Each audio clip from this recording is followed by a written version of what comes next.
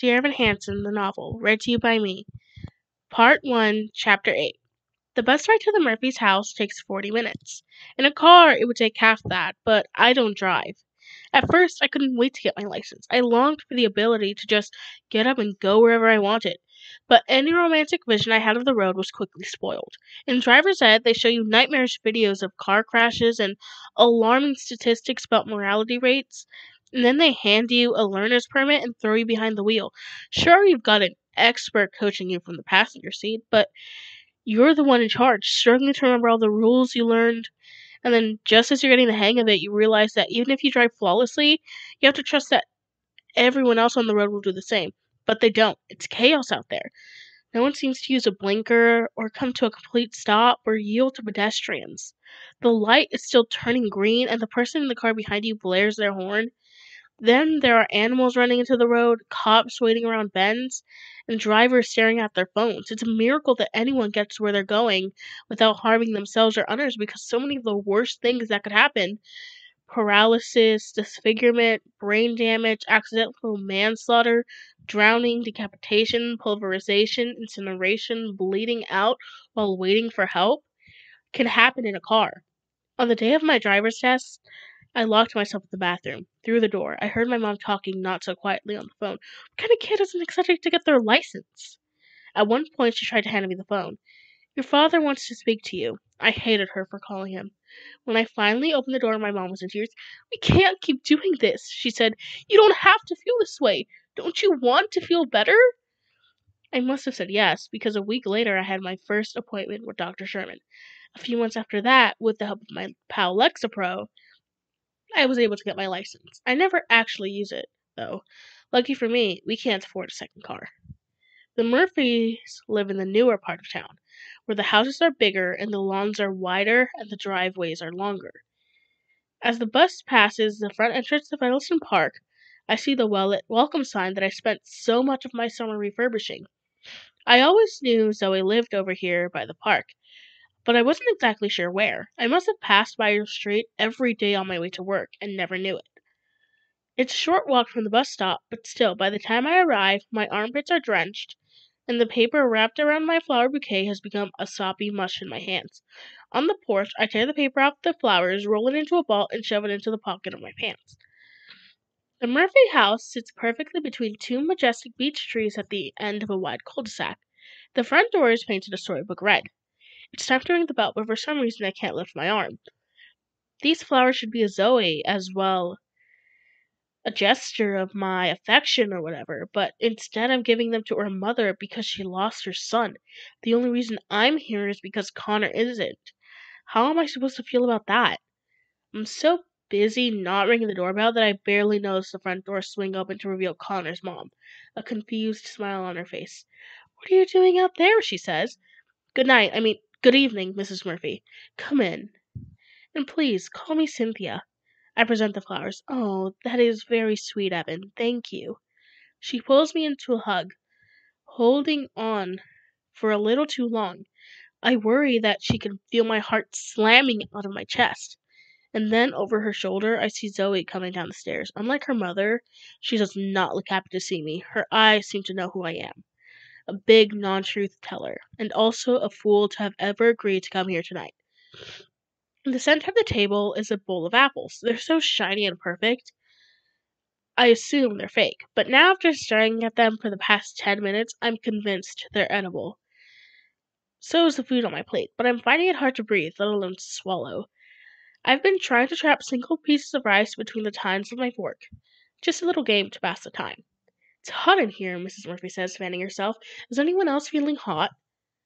I'm melting, but I keep my mouth shut. It's muggy for September, Mr. Murphy says. I can lower the AC if you want. No, it's fine. She dabs her head with her napkin.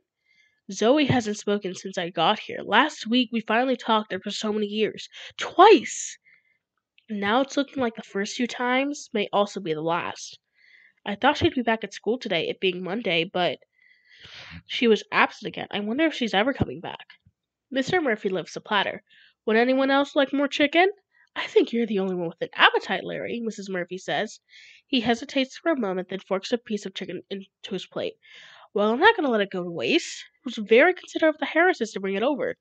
I cut off a bite of chicken, but I don't actually bring it up to my mouth. Did Connor tell you about the Harrises? Mrs. Murphy asked me. Part of my apprentice training at the park was learning the Ranger Code of Ethics. There's a part in the handbook about being honest in thought and deed. Unfortunately, the Park Ranger Handbook makes no mention of how to survive the jungle of high school, or how to not make a bad situation worse. For help with that, I've looked instead to Jared for advice.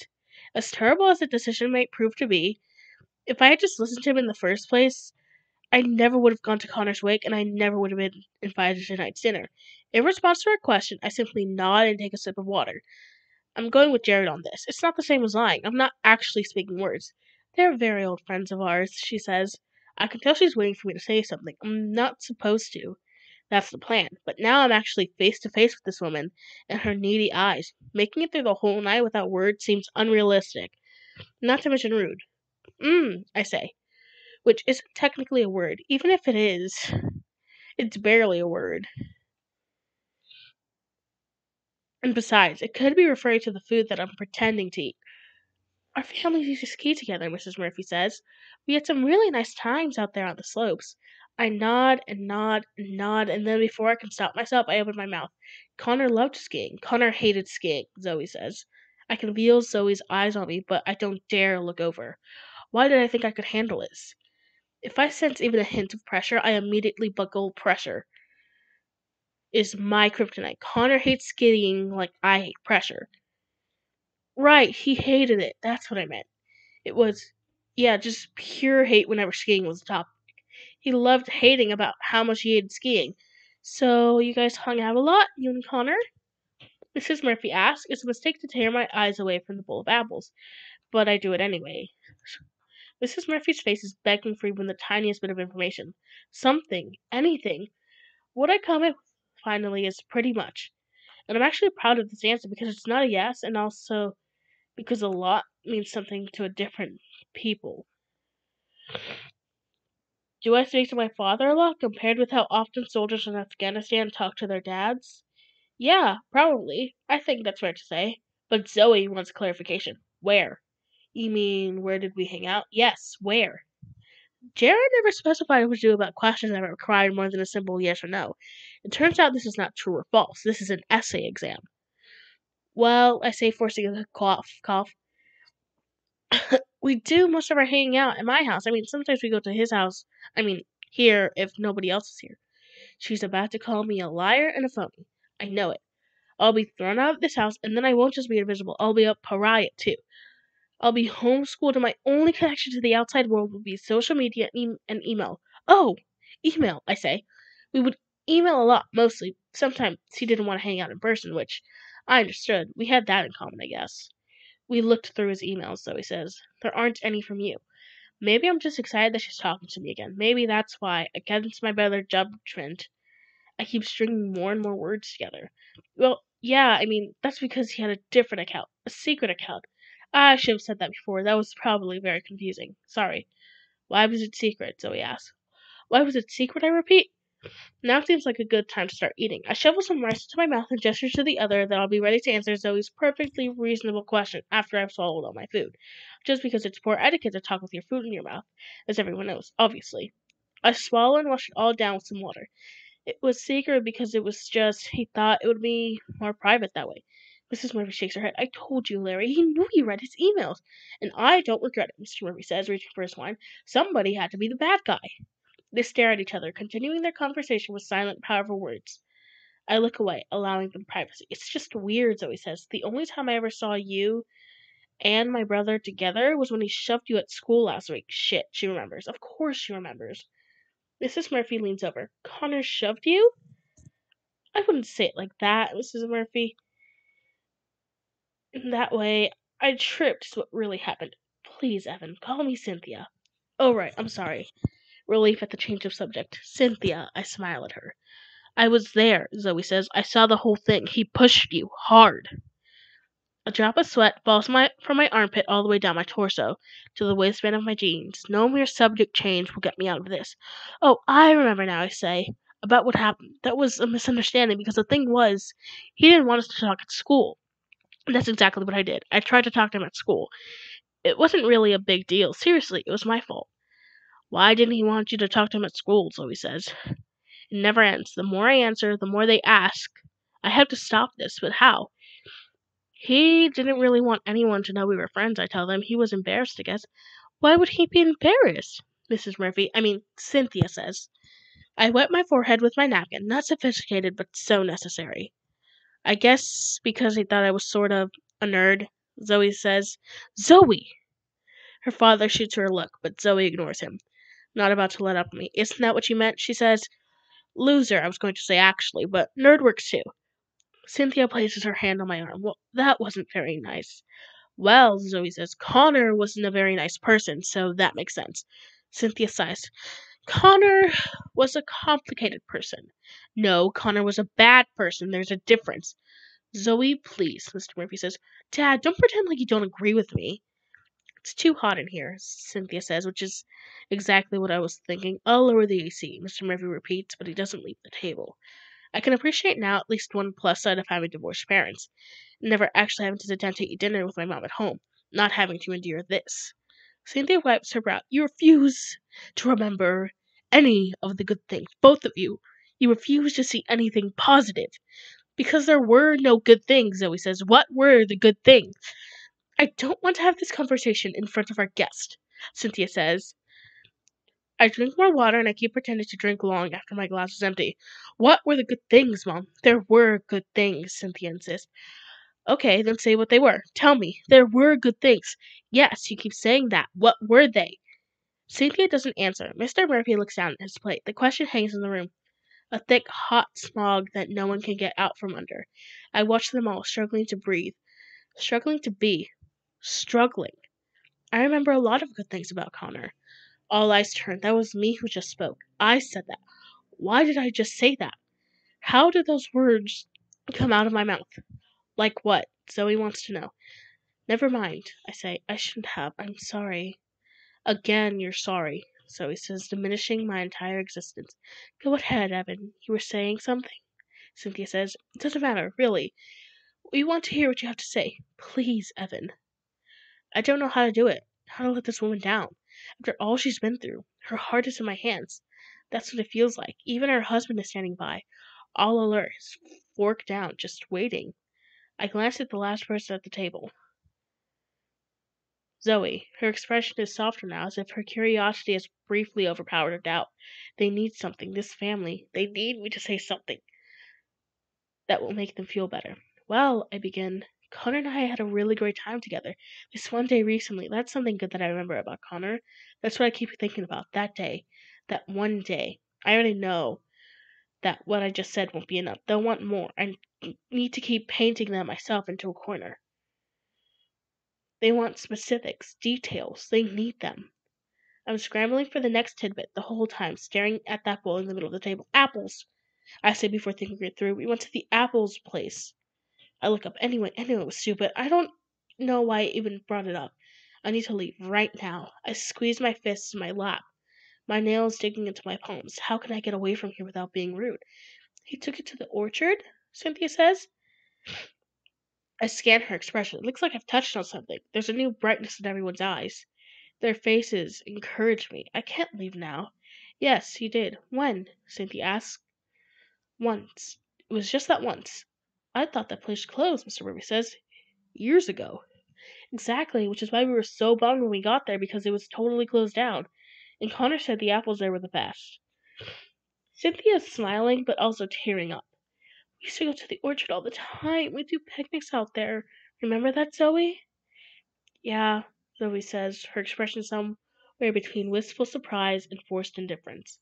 Cynthia looks to her husband across the table. You and Connor had that little toy plane you would fly until you flew it into the creek?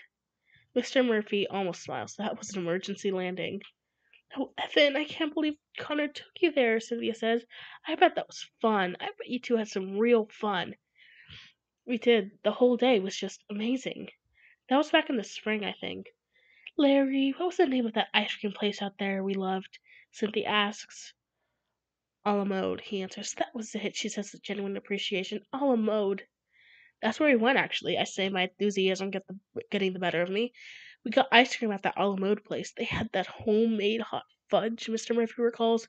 We would sit in the meadow with all the sycamores, Cynthia says, smiling at Zoe, and you and your brother would look for four-leaf clovers. I'd completely forgotten about that place, Mr. Murphy says. Well, I guess Connor didn't, Cynthia says. Isn't that right, Evan? I look at her, then Mr. Murphy, and then Zoe. I release all the air from my chest and I tell them exactly what they are aching to hear. That's right. The air releases from their chest, too.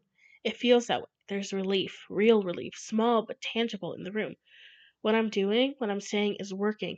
It's helping. And that's all I want. To help. We would do that sort of thing all the time, actually, I say, not knowing how to stop myself now. Just go somewhere and talk, like buddies, like friends. We talk about movies and people at school. We talk about girls. Just normal stuff. Connor was easy to talk to. I see how much my words mean to them. It feels good to make them feel good. It's the right thing for me to be doing, to be making their hurt go away, even for a moment. That one day, I say, at the orchard, I remember we found this field and collapsed on the grass, and we looked up at the sky and we just talked about our lives, where we were going, what would happen after school. We didn't know exactly. We just knew we'd figure it out. We'd have each other's backs, whatever it was. Anything seemed possible. I paused, thinking I've lost them, that I've lost myself. But it's too late now. My mouth forges on without my mind, the words arriving as if they've been waiting a lifetime to be spoken. And the sun that day, I can picture it. It was so bright. And we were lying there looking up at the sky. It looked endless, like it went on forever. And the tree. We saw this tree, this incredibly tall oak tree, bigger than all the others. We got up and we ran over to it and we started climbing it. We didn't even think. The Murphys climbed with me, hanging on my every word. We kept climbing higher and higher, climbing and climbing, almost at the top. But then the branch gave way. I fell. I'm on the ground. My arm is numb. I'm waiting. Any second now. Any second now. And I look and I see. Connor, he's come to get me. I stop talking, finally. They're all looking at me, as if waiting for me to say more. But I can hardly comprehend what I've already spoken. It's like I'm waking from a dream. I was sitting there describing that day, that nightmare day, except it wasn't that day. Not exactly. This time Connor was there. I mean, he wasn't really there, but in my mind it was like he was. And all of a sudden, the same day wasn't such a nightmare. It was something else. In my periphery, I see Cynthia reaching over, and then I feel her arms wrapping around me. Thank you, Evan, she says. Thank you. It's the best feeling and the worst. Zoe follows me out of the house. I'll take you home, she says.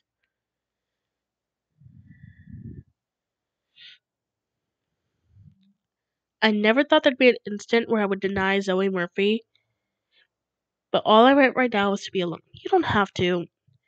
I need to go for a ride. Hop in. She loops around the horseshoe driveway and zips out into the street. I thought I'd finally be able to breathe out for the first time in hours, but no. I'm now sitting shotgun in Zoe Murphy's blue Volvo. I have literally dreamed about this moment, having a chance to be alone with her like this, just a few inches away, but right now I'm in no condition to be on. Someone please turn me off. The silence is begging me to kill it. This is a nice car. What is it? German? It's a piece of crap, Zoe says. There's always something wrong with it. The engine growls as Zoe picks up speed. She doesn't say another word to me the whole ride home, even when I'm telling her which streets to take to my house.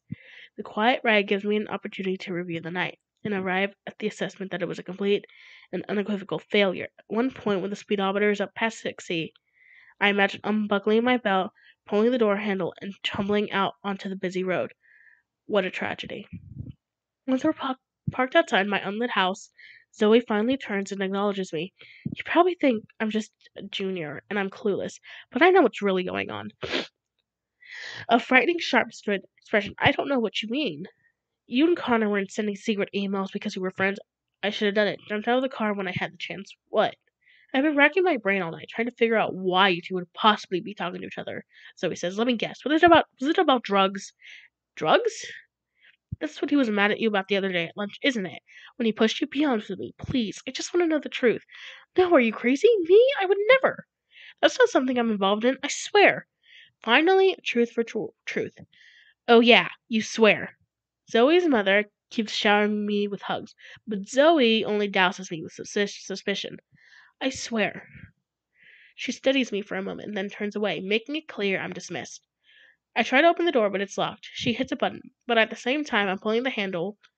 I release the handle so she can now unlock the door without my stupid hand getting in the way. When I finally hear that heavenly click, I throw open my door and inhale a whole chest full of fresh air. I shut the door gently behind me and watch her accelerate into the night. How wrong I've been about everything from the very start. The worst that could happen. It's still happening.